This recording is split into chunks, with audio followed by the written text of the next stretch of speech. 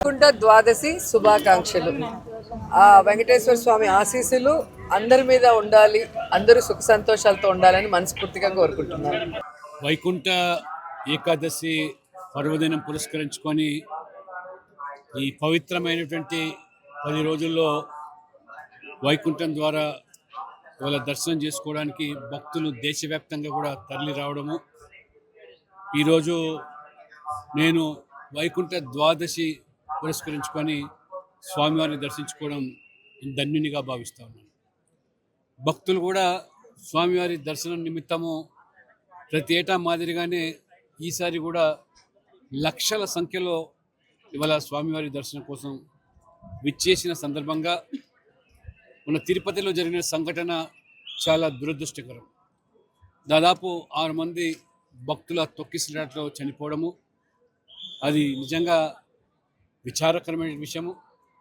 ప్రభుత్వము, ముఖ్యమంత్రి గారు వెంటనే మరి స్పందించి ఆ యొక్క బాధిత కుటుంబాలకు కూడా మరి న్యాయం చేయడానికి ఆర్థిక పరంగా, ఉద్యోగపరంగా అన్ని రకాలు కూడా, విద్యాపరంగా కూడా ముందుకు రావడం నేను స్వాగతిస్తూ, ముఖ్యమంత్రి గారు న్యాయ విచారణ కూడా ఆదేశించడం, ఈ న్యాయ విచారణ సందర్భంగా మరి ఏ యొక్క అంశాలు అయితే వెలుగులోకి వస్తాయో తప్పకుండా ప్రభుత్వం స్పందించి దానికి తగ్గట్టుగా చర్యలు తీసుకోవాల్సిందిగా నేను భావిస్తూ ఉన్నాను.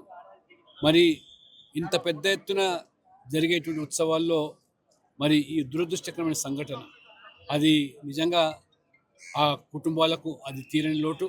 భగవంతుడు వారి ఆత్మకు వాళ్ళందరికీ కూడా శాంతి చేకూర్చాలని, అందులో ఏ లోటుపాట్లు కానీ లేదా లోపాలు కానీ భవిష్యత్తులో పునరావృతం కాకుండా వాటి పట్ల కూడా ప్రభుత్వము, బోర్డు అధికారులు కూడా జాగ్రత్తలు తీసుకోవాలని, అధికారులు కూడా ఇంకా ఇటువంటి పవిత్ర దినోత్సవాల సందర్భంగా అది బ్రహ్మోత్సవాలైనా మరి ఏకాదశి పర్వదిన సందర్భంగా అయినా ముందస్తుగానే అన్ని జాగ్రత్తలు తీసుకోవాల్సిన ఆవశ్యకత ఉందని ఇవాళ నేను గర్వపడుతాను. ఇవాళ హిందుత్వము, సనాతన ధర్మం కోసము ఇవాళ మొత్తం ప్రపంచవ్యాప్తంగా కూడా ఏ రకంగా భక్తులు తమ విశ్వాసాన్ని చాటుకుంటున్నారో, రేపు ప్రయాగ్రాజ్లో జరిగేటువంటి మహాకుంభమేళలో కూడా అక్కడ యోగి ప్రభుత్వం కూడా గత 6 మాసాలుగానే పగడ్బందీగా చర్యలు తీసుకుంటూ కోట్లాది మంది భక్తులకు ఆ పుణ్య స్థానాలకు కానీ లేదా ఆ భక్తుని సేవించడానికి ఎవరు చూస్తున్నారో అన్ని జాగ్రత్తలు తీసుకోవడం జరుగుతుంది. కాబట్టి సనాతన ధర్మం యొక్క విలువలను ఈనాటి సమాజము, ఈనాటి యువత కూడా గమనిస్తూ ఉన్నది. కాబట్టి సనాతన ధర్మం పట్ల మొన్న విజయవాడలో జరిగినటువంటి ఏదైతే హిందూ శంకారావం కూడా ప్రజలు స్వచ్ఛందంగా తరలి రావడం ఇది ఒక సంకేతంగా మనం గుర్తించుకోవాలి. కాబట్టి సనాతన ధర్మం పట్ల ఎవరైనా మరి దానికి మరి వికృతంగా దాన్ని మరి విమర్శించేదానికి అదొక ఫ్యాషన్గా మారిపోయింది.